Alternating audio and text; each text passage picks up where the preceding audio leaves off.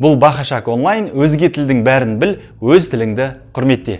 Бүгінгі 3-ші видео сабақта қалың қалай деген сұраққа толық жауап беретін боламыз. Мен өте жақсымын, әрі сен ше, мен де өте жақсымын деген өте пайдалы сөйлемдерді үйренетін боламыз. Ал кеттік.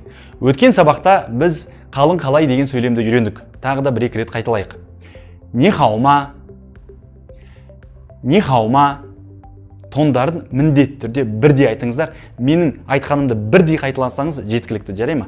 Даусыңызды шығарып бірдей қайталаңыздар. Енді қалың қалай деген сұраққа өткен сабақта өте жақсы деп жауап бердік. Енді мен деген жаңа сөзді қосып, мен өте жақсымын дегенді үйренетін боламыз. Ал кеттік, қараңыздар. Мен деген сөзі о деп оқылады. О. Бұл жай о деп оқымаңыз. Алдында у бар.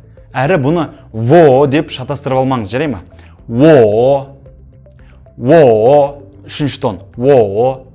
Бірақ алдыңғы сабақтағы ережеде сияқты, қараңыздар, үшінші тондар қатарынан келген кезде, мына жерде үш иероглифта үшінші тон. Соңғысы хау үшінші болып қала береді, бірақ алдыңғы иероглифтар екінші тон болып оқылады, міндетті түрде. Ол былай оқылады. Во хэн хау. Әрине, өткен сабақта хэн хау дегенді жаттап алдыңыз, құлағыңызда жаңғырып тұрған шығар. Хэн хау деп. Бірақ алдына екінші тонды оны қоя салсаңыз жеткілікті. Во хэн хау. Әрине, бұны өкінішке орай Қытайда оқып жүрген қандастарымыз болсын, басқа адамдар болсын, олар қате оқып қояды. Жай во хэн хау дейді. Во хэн хау деп айтып қоятындар да бар. Ал шетелде, Қазақстанда, басқа жақта үйреніп жүргендердің көбісі осылай сөйлейді. Во хэн хау деп жүре береді, соңында нәтижесінде бірде-бір Қытай оларды түсінбейді. Сізге сондай нәтиже керек емес деп ойлаймын, білемін, сенемін, сол үшін бірдей қайталаңыздар.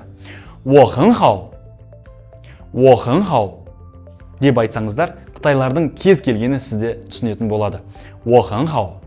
Әрине, олар во, хэн, хау деп айтпайды, е? Керемет, кеттік. Мен өте жақсымын. Қалың қалай? Мен өте жақсымын. Во хэн хау. Жақсы, кеттік. Енді келесі сөйлем сенше дегенді білдіреді. Ол жақтағы жаңа сөз н, қазақша н. Сонда алды ни, үшінші тон, білетін сөзіңіз сен. Сенше. Әрине, сөйлемнің құрылымы қазақ тілімен бірдей болып тұр. Сеннің орнына ни, арғарай н, ше, сенше. Әрине, орысшамен келмейді, басында асы бар, аты деп, ты соңында, бірақ қазақшамен бірдей келіп тұр. Нина. Қараңыздар, өткен сабақта бізде хаума, міне мұнда тұрған сөйлем, үшінші және нөлінші тон. Хаума. Мұнда нина. Үшінші, нөлінші. Міндетті түрде тондарын сақтаңыздар. Нина. Нина емес. Нина емес. Нина. Бірдей қайталаңыздар. Нина мағынасы сенше. Қалың қалай? Мен өте жақсымын. Сенше. Енді сенше деген сұраққа жауабымыз мен де өте жақсымын. Бұл жердегі жаңа сөз е. Үшінші тон е. Орысша тоже болады. Қазақша мен де, сен де деп айтамыз, е? Мен де өте жақсымын. Қараңыздар, бұл жердегі 4 иероглифтің барлығы үшінші тондар. Сонда сол ереже. Соңғысы үшінші болып қала береді. Алдындағы барлығы екінші тон болып оқылады. Әрине, бұл во, е, хэн, хау деп оқымаймыз. Во, е, хэн, хау деп оқимыз. Қайталаймыз. Бірдей қайталаңыздар. Бұлай ғой. Менің нұсқамды естігеннен кейін өз нұсқаңызды айтуға тырыспаңыз. Басында бірдей қайталаңыз. Тыңдадыңыз ба? Бірдей. Тыңдадыңыз? Бірдей. Жарай ма? Солай өте ыңғайлы, пайдалы болады. Кеттік. Во, е, хэн, хау.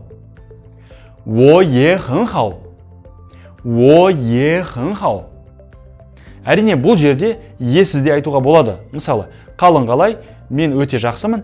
Сенше, мен өте жақсымын деп те айтуға болады ғой. Бірақ бұл жерде әрине жаңа сөзді үйрену керек болғандықтан дені қостық. Мен де өте жақсымын. Тағы да бір-екі рет қайталаймыз. Во е хэн хау. Во е хэн хау.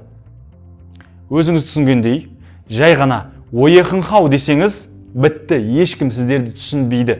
Сондай сөйлемдерді естіген кезде мен өзім қаным қайнап кетеді, қалай үйренген деп түсінемін, бірақ әрине амалғанша өзгерте алмайсыз. Әрине, қате үйреніп қойған адамдарды қайтадан түзетуге болады, бірақ оған көп уақыт кетеді. нөлден бастап. Еш білмей дұрыс үйрену өте ыңғайлы, тез. Кеттік. 我也很好. Ал енді барлығын қайтадан қайталайық.